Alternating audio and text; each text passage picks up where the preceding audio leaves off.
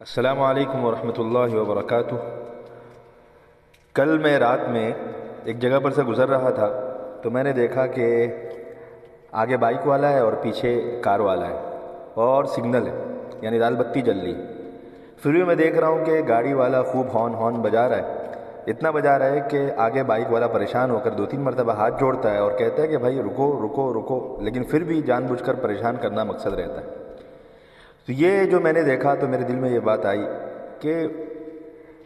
Horn بجا کر چلانا جہاں تک میں سمجھتا ہوں کمال کی بات نہیں، بغیر ہارن کے گاڑی چلانا یہ کمال کی بات ہے۔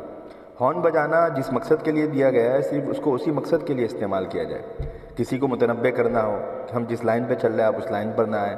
یا کوئی پیچھے سے گاڑی والا ہارن بجا رہا ہو تو اس کی آواز کو ہم سن کر کسی ایک طرف ہو جائے، دائیں یا بائیں۔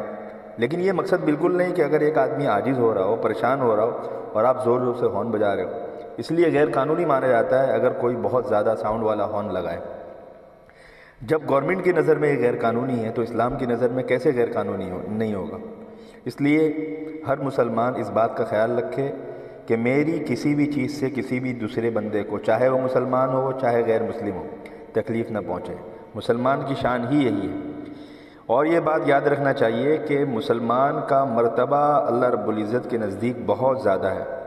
اتنا زیادہ ہے کہ ترمذی شریف کی روایت ہے، حضرت ابن عمر رضی اللہ تعالیٰ عنہ کے بارے میں آتا ہے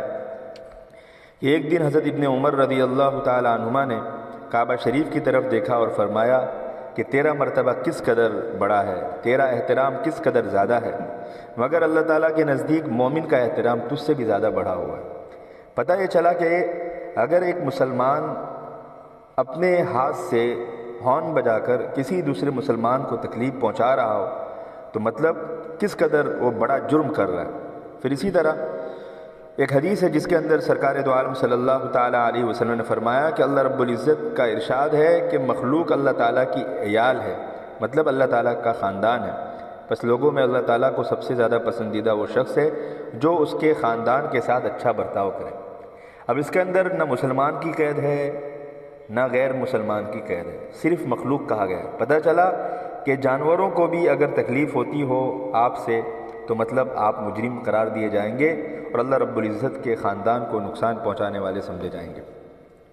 اسی لیے حدیث پاک کے اندر ایک بہت اہم بات کہی گئی ہے کہ اگر ایک بندہ تلاوت کر رہا ہو زور سے اور دوسرے بندے لوگ سو رہے ہوں تو ایسے وقت میں آدمی کو تلاوت بھی اس طرح کرنی چاہیے کہ کسی کے نیند میں خلل نہ پڑے۔ اگر نیند میں خلل ڈال کر کوئی تلاوت زور سے کر رہا ہو تو اس کا یہ تلاوت کرنا بھی جائز نہیں۔ پتہ کیا چلا کہ عبادت پر مقدم ہے کسی کو تکلیف نہ پہنچانا، یعنی اگر آپ کسی کو تکلیف پہنچا کر عبادت کرتے ہو تو وہ عبادت آپ کی قابل قبول نہیں ہے۔ چہ جائے کہ صرف آدمی صرف تکلیف پہنچانے کے مقصد سے کسی کو نقصان پہنچائے۔ اس لیے آدمی کو چاہیے کہ کبھی بھی کسی کو تکلیف نہ پہنچائے، اور جانے انجانے میں جیسے ہم ہائی وے پر چل رہے ہوں اور اپنی آگے کی جو لائٹ رہتی ہے اس کو بہت زیادہ تیز کر دیے ہو، اس تیز کرنے کی وجہ سے کتنی مرتبہ جو آدمی چشمے والا ہوتا ہے یا جس کے آنکھ میں روشنی بہت زیادہ لگتی ہے تو کتنی مرتبہ اس سے ایکسیڈنٹ بھی ہو جاتا ہے۔ لہٰذا اس بات کا ہمیشہ خیال رکھنا چاہیے کہ ہم سے کسی کو تکلیف نہ پہنچے، جیسے ہارن ہو گیا، پھر اسی طرح لائٹ ہو گئی، ان سب چیزوں کا خیال رکھنا چاہیے۔ اسی لیے حضور اکرم صلی اللہ تعالیٰ علیہ وسلم نے ایک حدیث کے اندر فرمایا کہ مسلمان وہ ہے جس کے ہاتھ سے اور زبان سے دوسرا مسلمان محفوظ رہے۔ پتہ یہ چلا کہ اگر کسی کے ہاتھ سے اور کسی کے زبان سے دوسرا مسلمان محفوظ نہیں رہتا ہے تو پھر یاد رکھنا چاہیے حقیقی معنی میں وہ مسلمان نہیں ہو سکتا۔ اللہ رب العزت ہم سب کو عمل کی توفیق عطا فرمائے۔